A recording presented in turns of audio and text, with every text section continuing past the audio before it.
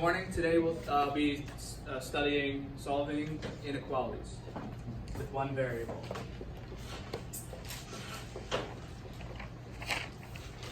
In your textbook, this is chapter 1, section 5.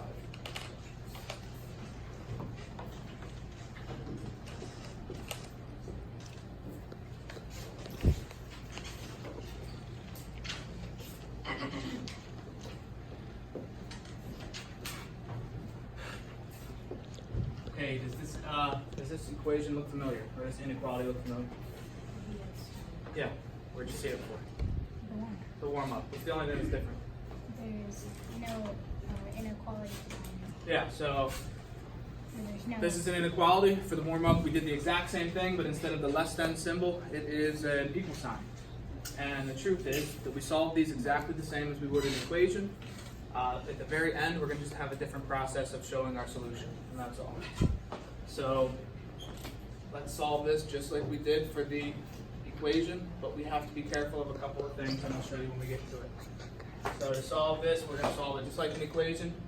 If this was an equal sign, what would we do first? Well, I generally like to move my variable over this way and my constant this way. With inequalities, I recommend you do that. Always move your variable to the left.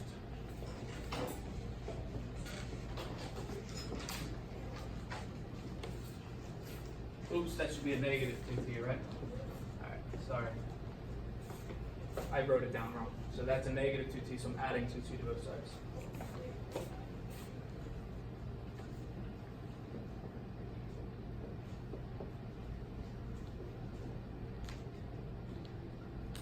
And then I'm going to move my constant, so I'm going to add 3.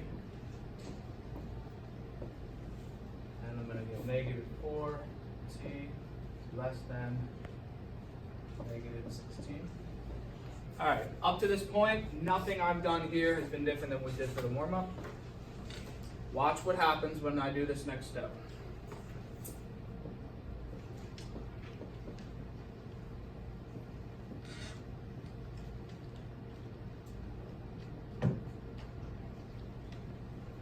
What happened?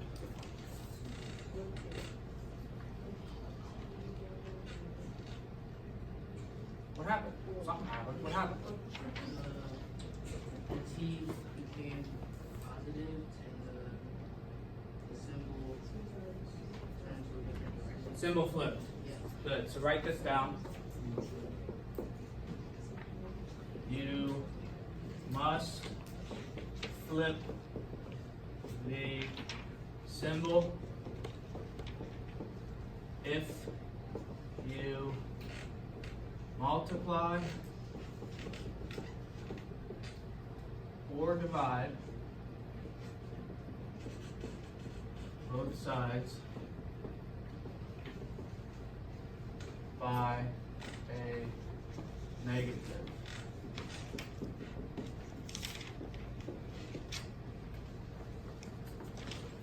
Now, that doesn't mean every time I multiply or divide that it flips. It's only when I multiply or divide both sides by a negative number.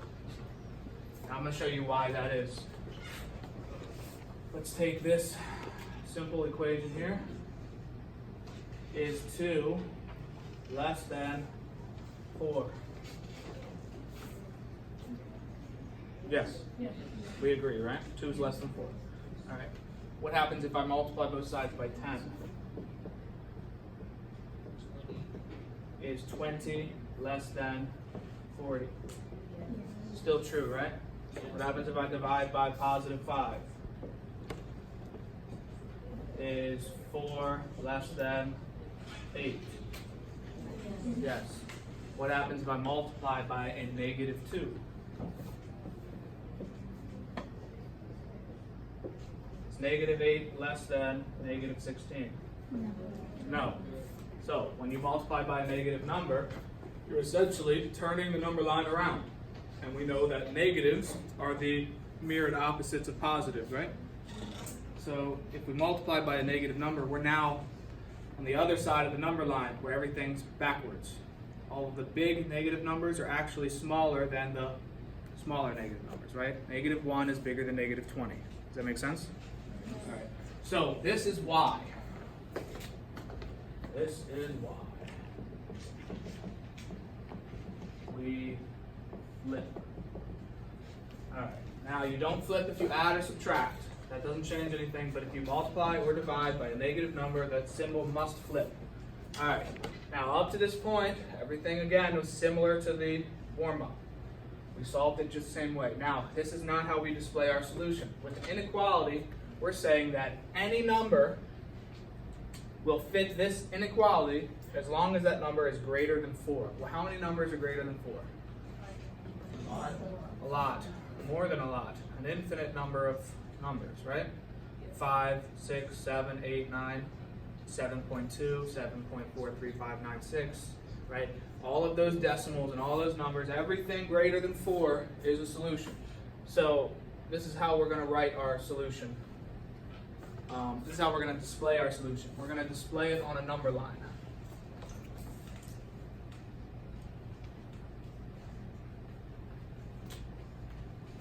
Here's how you do it. Draw a number line, arrows at the end.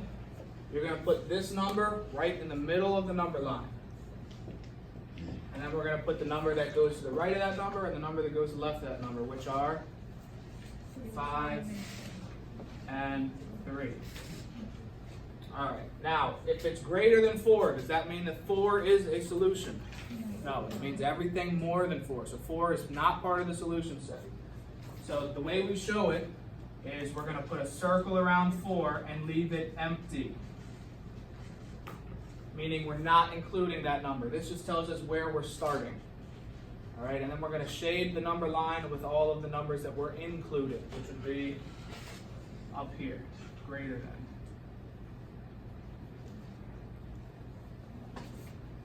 So this means every number that is above 4. That's what this means. Does that make sense?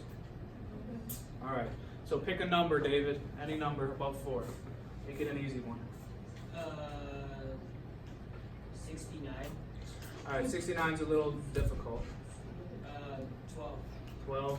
Alright, let's do 12. I'm going to plug 12 into this equation. I'm just going to do it in my head. Alright, hopefully it works. 12 is even too hard. I don't want to deal with the big. Let's do 10. 10 is an easy number. Negative 6 times 10 is? Negative 60. Negative 60. Negative 60 minus 3 is? Negative 63. So this side is negative 63. Negative 2 times 10 is? Negative 20. Negative 20 minus 19 is? Is negative 63 less than negative 39? Yes, so that number works, right? Well, it should because it's more than 4. All right, so that'll work. But if we plug 4 in this inequality, what's going to happen? We're going to get 2 of the same numbers. We're going to get something like, this is just an example, but it might be like 4 is less than 4, which we know is not true. 4 is equal to 4, right? So 4 is actually the break-even point. So we can't use 4. All right, let's do another one.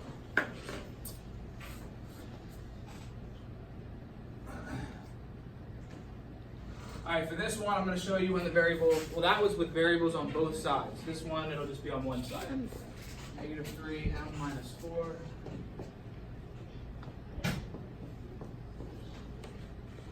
Is, let's do greater than or equal to 6. Alright, keep in mind, if we ever multiply or divide by a negative, we have got to flip the symbol. And that's the most common mistake with inequalities is we'll do it correctly the whole way, but we'll forget to flip that symbol if we have to. Alright, we're going to distribute. Negative 3 times m is negative 3m plus 12. Well, you say, oh, we just multiplied by a negative number, right? Don't have to flip the sign? No, only if you multiply both sides by a negative number. Okay, this is just distributing.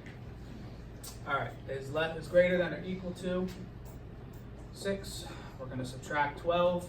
Notice I am not flipping the symbol if I subtract 12. That's a negative number, right? But only if we multiply or divide. Alright, now we're going to divide by negative 3. What do I have to do? Flip the symbol.